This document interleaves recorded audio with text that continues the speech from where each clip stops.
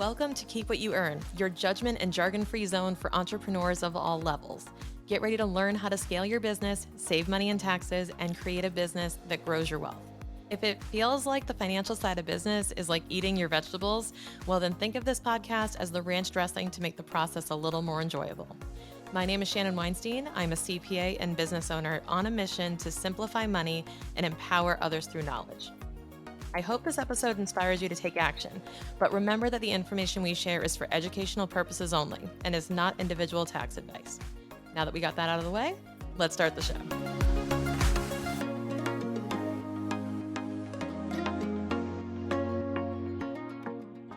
So recently in the CFO On Demand community that I host, we had a couple of questions pop up around price, and one that really stood out to me that I want to share with you is around lowering your price.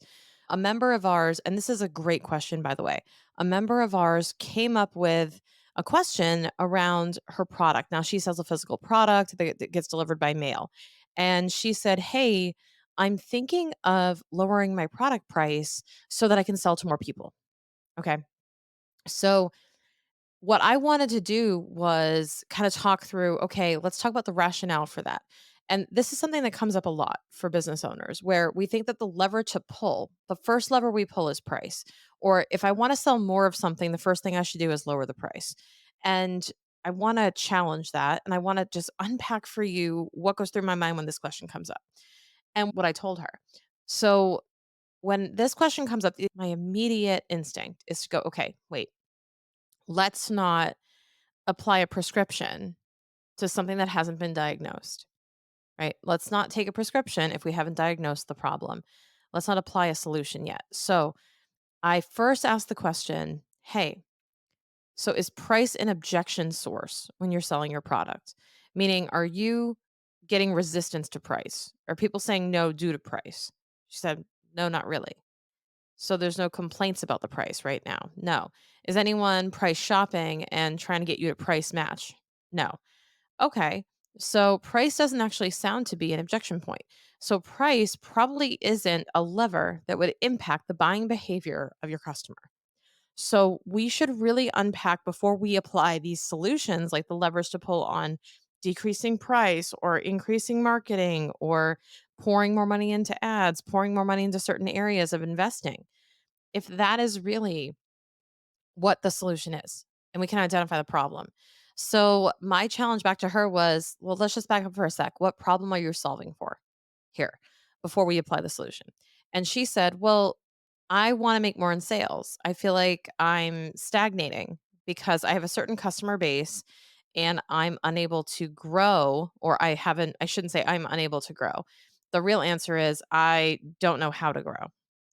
And so I challenged her with this question where I said, hey, how do you get most of your customers?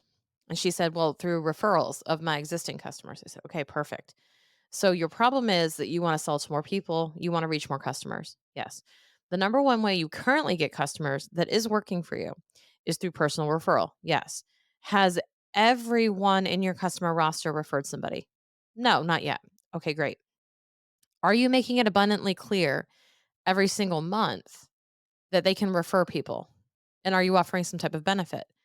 She said, yeah, I'm offering a benefit, but I've only told a few people about this as like a program. I said, okay, great. So here's what you're going to do. Forget lowering your price.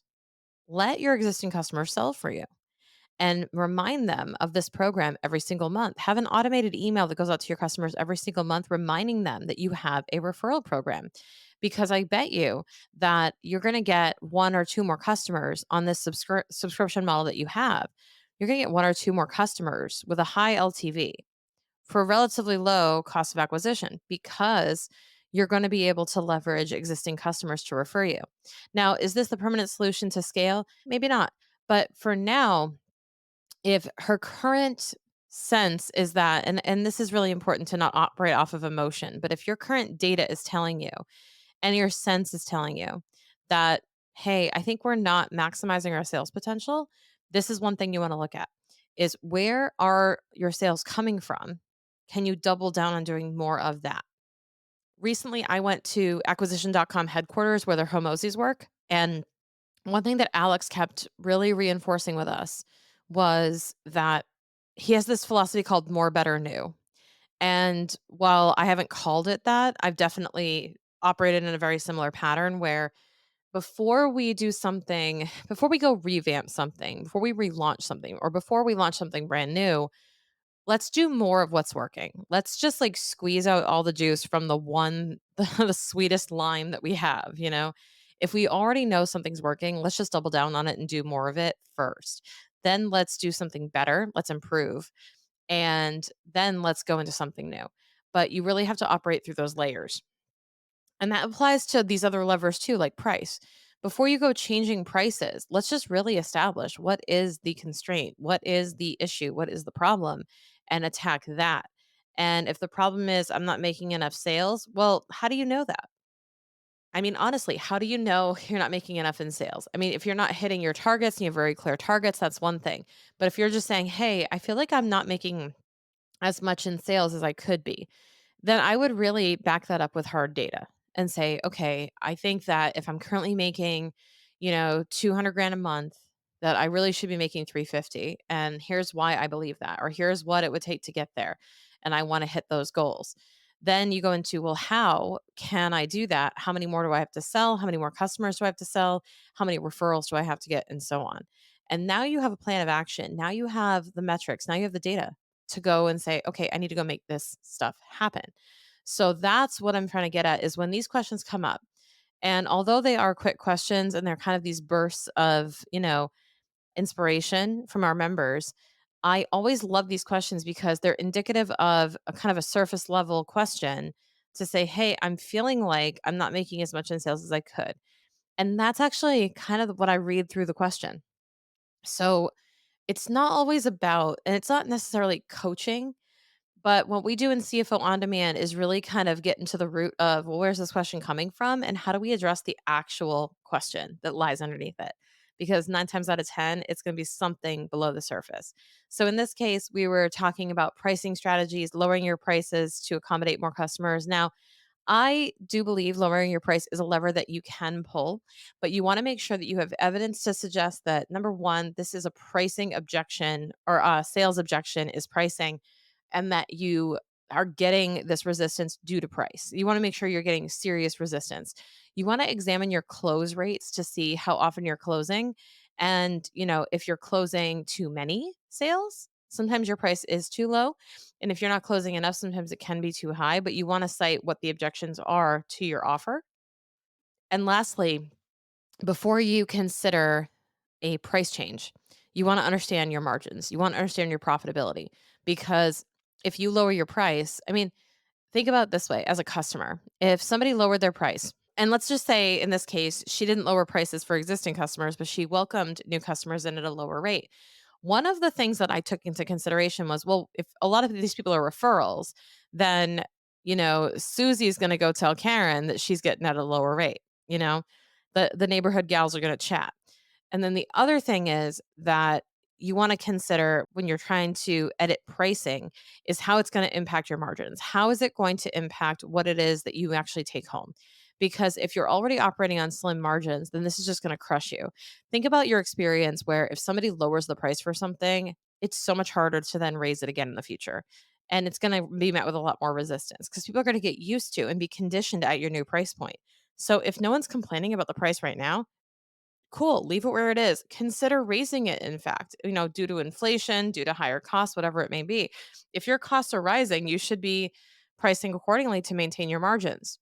And, it can be hard, but pulling that pricing lever in the name of, well, if I lower my price, I will sell more is kind of a myth because it's not going to create demand.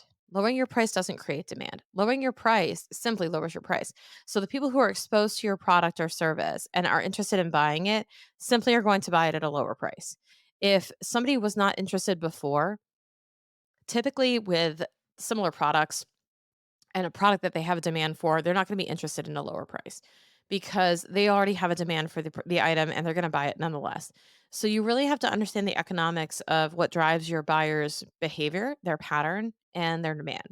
So, without going too deep into the economics lessons of this, I really want you to second guess yourself when you're thinking of lowering your price down or you're thinking of pulling these quick little levers that will enable you to sell more. Who is that serving? Is it serving your margin? Probably not. Is it serving your ego? Probably, because you're thinking, I'm going to sell more and I'm going to feel better. And that's not what we want. We want you to sell more, but not for the sake of feeling better. We want you to sell more for the sake of better profits, for the sake of better cash flow, and all of that. So just keep that in mind next time you're considering these types of changes, that you really want to stick with what's going to actually address any issues and make sure that you're maintaining your margins and your overall financial health. Hey, small business owners, are you tired of juggling payroll, benefits, and HR tasks? If so, I want to introduce you to our payroll provider of choice, Gusto, the #1 rated HR and payroll platform trusted by thousands of businesses just like yours. With Gusto, you can streamline payroll, manage benefits, and more, all in one easy-to-use platform. But here's the kicker. When you sign up and run your first payroll through our special link below in the show notes, you'll score a sweet deal, a $100 Visa gift card. That's right. Just $100 for clicking the link below and get started to claim your reward. Don't let payroll headaches hold you back from building your team and growing your business. Join the Gusto family today and take the first step towards simplifying your HR processes while snagging a bonus along the way. Click the link in the show notes now to learn more and set up your payroll.